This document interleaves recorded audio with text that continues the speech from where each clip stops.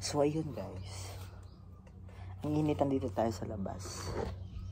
Look, may dumating sa atin na parcel, tapos hindi ko alam kung ano to, kasi wala sa Shopee, wala sa TikTok, wala sa mga tawag dito, mga online shopping na nag-message sa akin na may darating ngayon. And then naalala ko, may picture ako na na-restore, tapos may pinagawa ako kasi yung yung picture ko nung graduation is nasira. I mean like malapit na masira. I mean masisira talaga, hindi malapit, nasira talaga. So nagpagawa ko. Tapos walang information or walang update na binigay sa akin na mayroong darating ngayon. And then nakita ko na lang may GNT na tumatawag sa akin, tapos may delivery daw. Tapos ang laki, 1,000. So titingnan natin kung ano to, baka ma-scam. Inano ko, tawag dito, tinanggap ko, pero walang notification or like notice na may darating ngayon. Kasi baka scam. Pasensya na kayo kasi ang init. Hindi ko lang. Ay!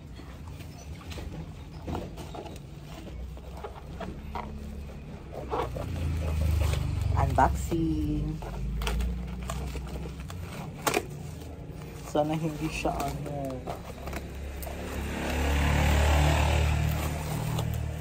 hindi siya kabibigay lang pala ni mama nito. Yung pinagbayad ko yung binigay sa akin ng mama.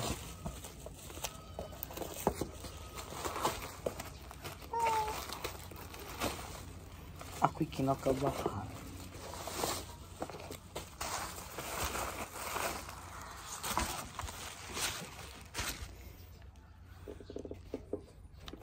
TikTok shop ba yan? It's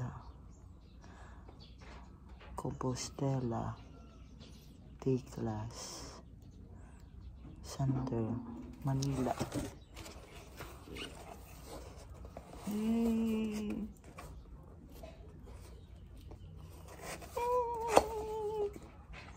Nakahanap guys.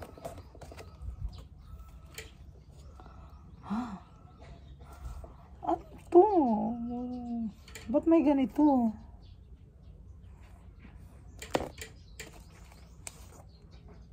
Ito. Parang tusok.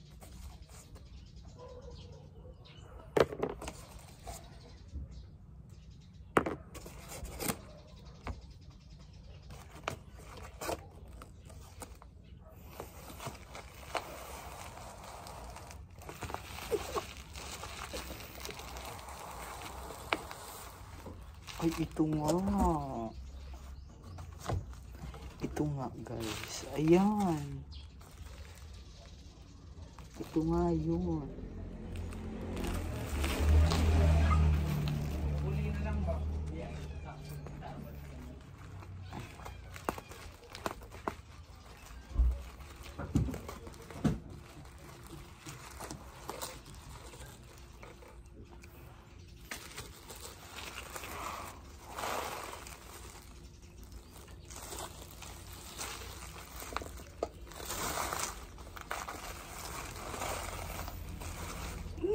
Stainless, tignan nyo, stainless.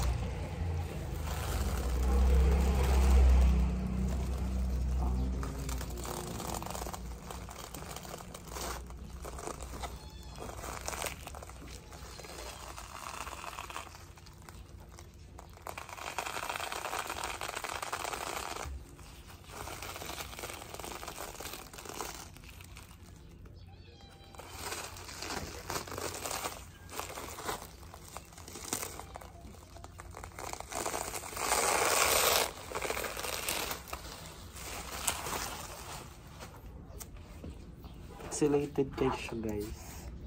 Pakita ko sa inyo. Ayan, stainless po siya.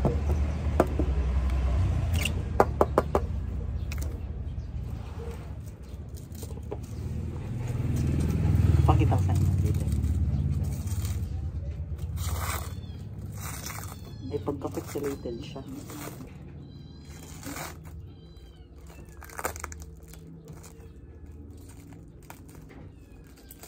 Parang nag-iba yung kulay niya.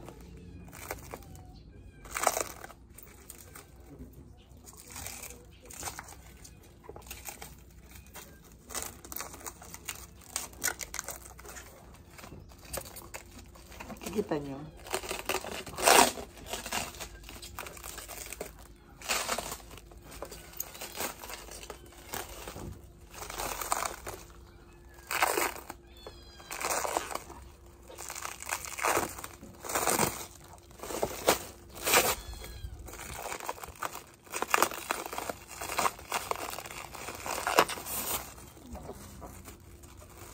Wow! Tingnan nyo guys.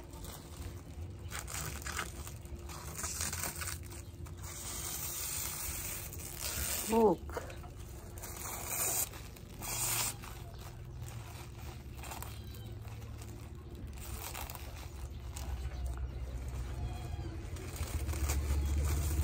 Kaso para siya nag-iba yung kulay.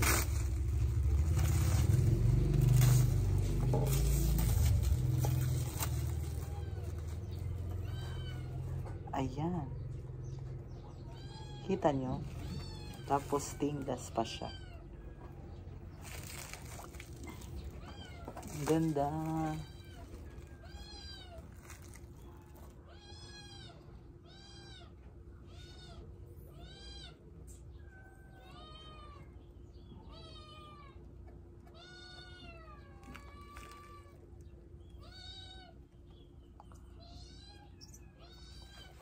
Ito yung inedit ko.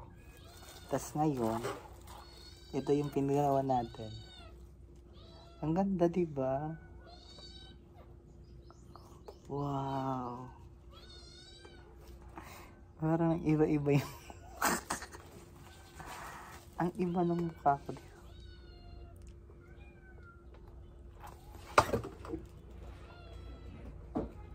Parang nag-iba. Ang ganda.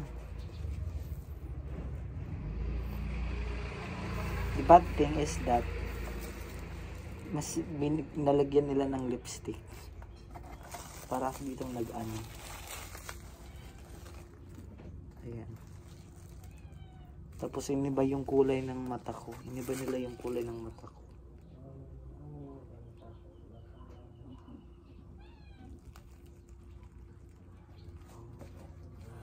So ayan. Ito na siya.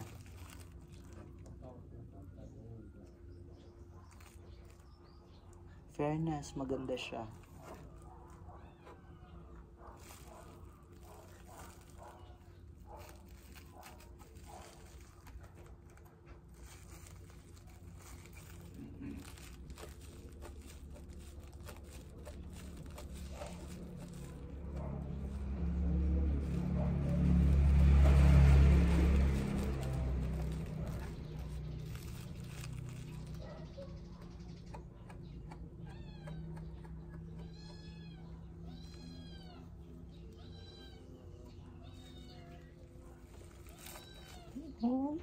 I cannot.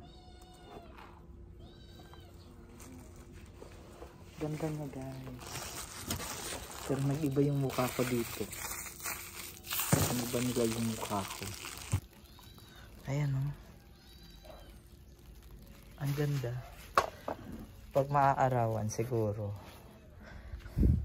Pero naging pixelated po siya. Pixelated po ba? Ayan o. Pero ang ganda. Kakla makikita nyo yung parang yung edited dito sa ano, sa baba, sa itaas. Tapos dito. Aray, eczema ko yan ha. Huwag nyo papansinin. Ayan, klaro oh. Pixelated.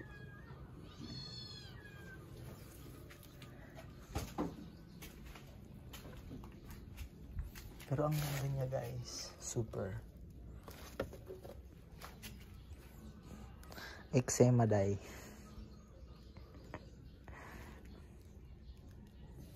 Ganda.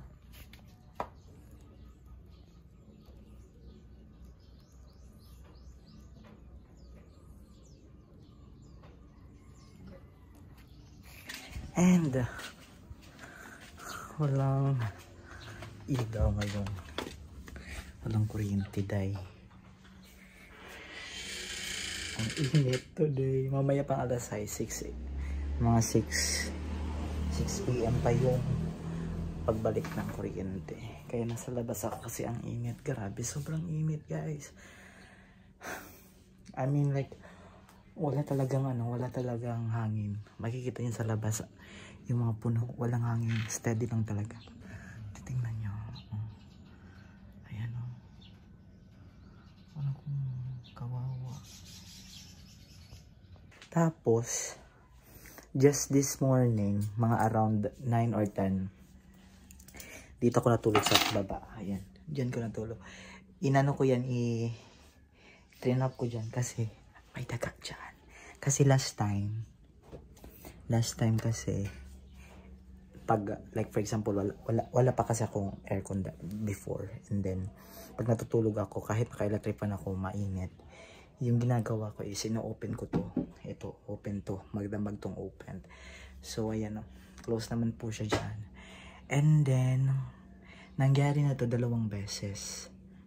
Yung unang beses doon sa kabila, open din yun. Basta natutulog ako. Yung nangyari is, nakagat ako ng daga. Pero parang tapsing lang. Pero dumugo po siya.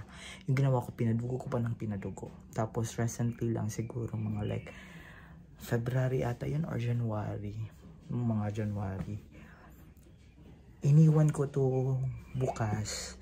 And then nakarang araw, yung mga nakalipas na araw is sinera ko, natulog ako. Tapos confident lang ako. Tapos biglang may kumagat sa paa ko.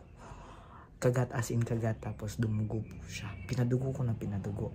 Until nakita ko sa akto yung daga, malaking daga. Hindi ako nagpa-injection kasi feel ko wala naman. So far ngayon wala pa naman. So wala. Ayun. So kaya, ayan.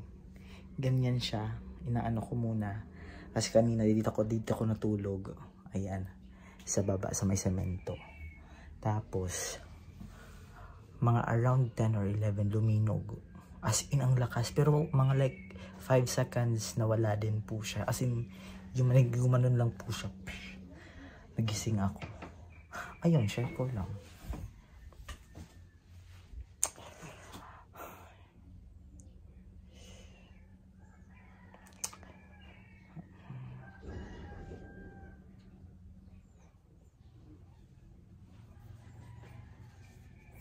Saan kaya ito ilalagay, no? Isip ko kung saan ko siya ilalagay. Kasi feeling ako mababasag siya. Kinakailangan siyang ano.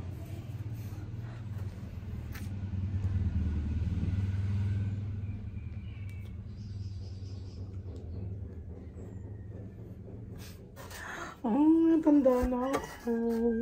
Matanda na ako. Ayan.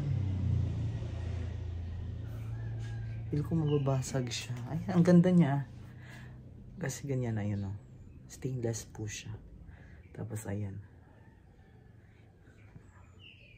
Paplano ko magpa-picture kami ni mama tapos ni papa. Tapos isa-isa sila tapos papagawan ko sila ng ganito. Birthday pala ni mama tomorrow. Anyway, nag-celebrate naman kami. Early celebration, di ba?